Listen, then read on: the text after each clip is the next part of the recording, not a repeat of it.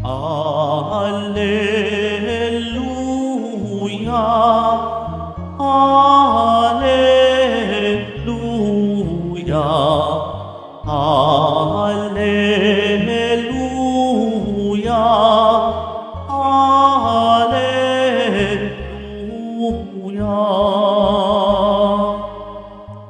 Si Kristo ay naging dukha upang tayo'y managana sa bigay niyang pagpapala. Alleluia, Alleluia, Alleluia, Alleluia.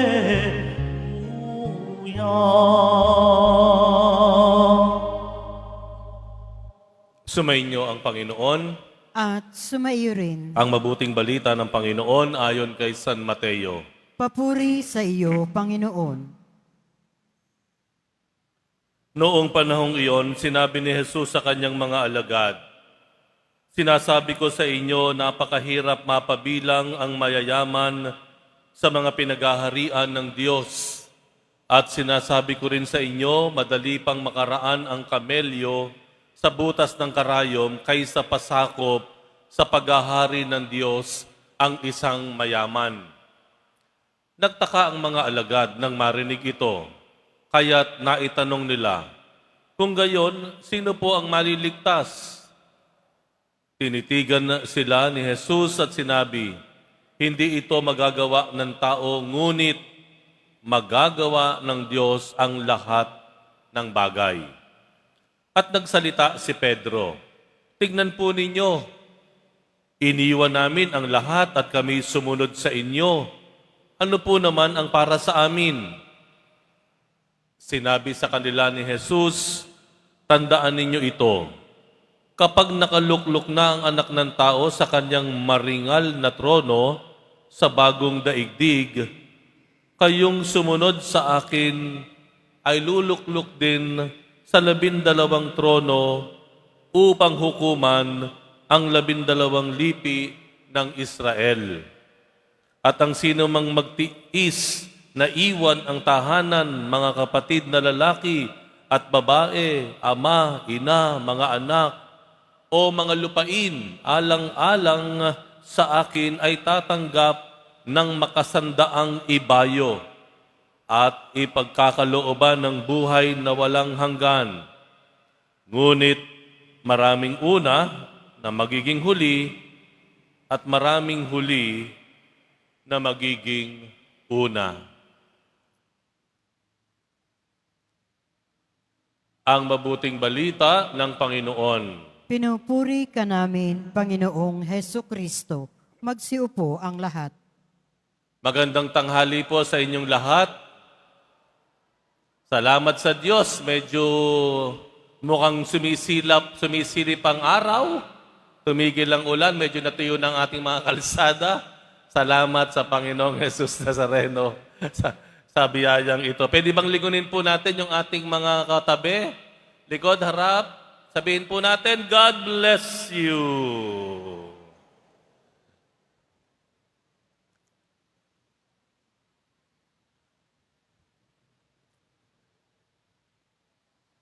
Sa Ebanghelyo, matutunghayan po natin ang isang reaksyon ng kanyang mga alagad. Ano yung reaksyon ng mga alagad ni Jesus? Pagtataka. Pagtataka. Pakiulit po. Pagtataka. Ayan. Alam niyo po, maniwala kayo o hindi, kung ating babasahin ang Ebanghelyo, ang isa sa mga dapat nating gawin sa buhay ay ang ibang tao ay pagtakahin natin. Isa po sa tungkulin natin, yung mga taong nakapaligid sa atin, magtaka. Ano ibig sabihin nun, Father? Magtataka sa akin yung kaibigan ko, magtataka sa akin yung pamilya ko, magtataka sa akin yung mga katrabaho ko. Ano ibig sabihin ng pagtataka na yan? Yan, pagtataka. Pag nagtataka tayo, ibig sabihin po niyan, hindi ka panipaniwala. Di ba? Hindi mo lubos na maintindihan. Kaya ka nagtataka. Minsan ka napapakamot pa ng ulo eh. Ano nga yun? Bakit ganon? Pagtataka. Bakit ka niyo? Bakit ka mo? Tinatay at ebanghelyo.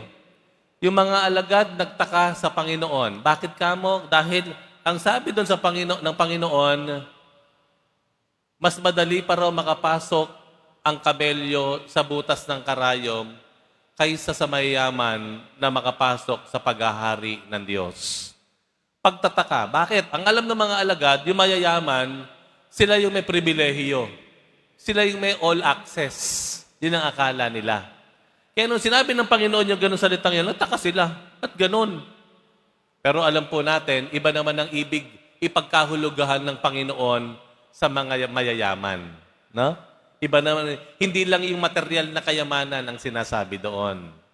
Ha? Tingnan pa natin yung mga sumunod na sinabi ng Panginoon. Sa bandang huli, ano ang sabi dito? Kung sino yung mauuna, siya ang mahuhuli. At kung sino yung mahuhuli, siya yung mauuna. Di ba nakakapagtaka yun? Ha?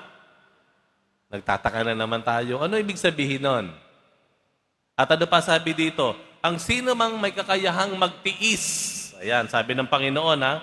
Ang sino mang kayang magtiis na iwan ang kanyang tahanan, kapatid, lalaki, magulang, anak, at ang kanyang lupain alang-alang sa akin, ay tatanggap ito ng makaisandaang ulit. Ha? Nakakapagtaka. Dadagdagan ko pa. Dahil sa ibang bahagi ng Ebanghelyo, maririnig niyo po doon, mahalin mo ang iyong kaaway. Ha? Magtataka ka.